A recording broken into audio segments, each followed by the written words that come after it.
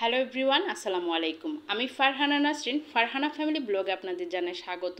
আজকের পর্বে আমি হাজির হলাম আলু দিয়ে কিভাবে পরোটা তৈরি করতে হয় সেই রেসিপি নিয়ে। চলুন তাহলে দেখিনি কিভাবে আলুর পরোটা তৈরি করতে হয়। প্রথমে পরোটার জন্য ডো তৈরি করে নিচ্ছি। সেই জন্য একটা বাটিতে মেজারমেন্ট কাপে 2 কাপ পরিমাণ ময়দা নিয়ে নিলাম, সামান্য পরিমাণ লবণ দিয়ে দিলাম, আর 2 টেবিল চামচ পরিমাণ নর্মাল রান্নার রেগুলার তেল দিয়ে দিলাম। এখন সবগুলো উপকরণকে একসাথে ভালোভাবে এভাবে মিশিয়ে নিচ্ছি। নর্মাল তাপমাত্রায় থাকা পানি দিয়ে একটা ডো তৈরি করে নিচ্ছি। আপনারা যারা নতুন এসেছেন আমার চ্যানেলে, প্লিজ আমার চ্যানেলটি এখনই ফলো দিয়ে আমার পাশে থাকবেন। আর যারা অলরেডি এই কাজটি করেছেন তাদের জানাই অসংখ্য ধন্যবাদ। দেখুন ডো তৈরি করা হয়ে গেছে। এখন এটাকে ঢাকনা দিয়ে আমি 10 মিনিটের জন্য রেস্টে রেখে দিব।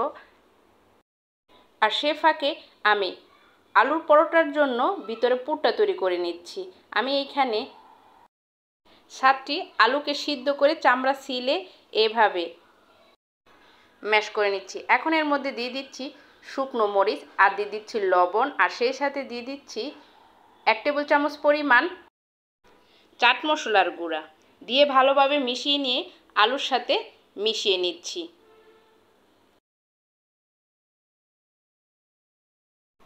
এখন এর মধ্যে দিয়ে দিচ্ছি পরিমাণ মতো পেঁয়াজ বেরেস্তা দিয়ে আবারও এটাকে ভালোভাবে ভর্তার মতো করে মেখে নিচ্ছি।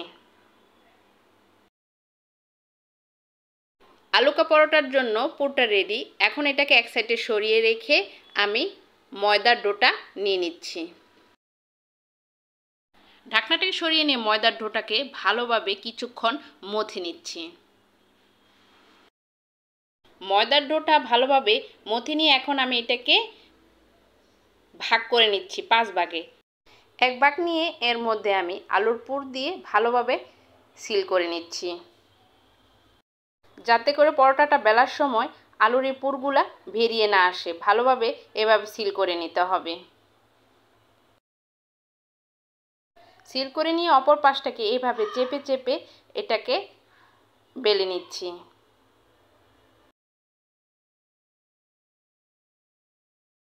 পরোটা বেলে নেওয়া হয়ে গেছে। এখন এটাকে ভেজে নিব। সেই জন্য চুলাতে একটা ফ্রাই প্যান বসিয়ে ফ্রাই প্যানটাকে গরম করে পরোটা দিয়ে দিলাম।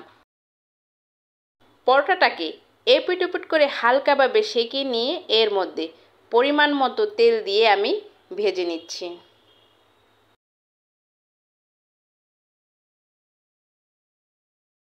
আর সেই সাথে তৈরি হয়ে গেল মজাদার আলু পরোটা। আর এভাবে আমি বাকি পরোটাগুলোও সেঁকে নিচ্ছি।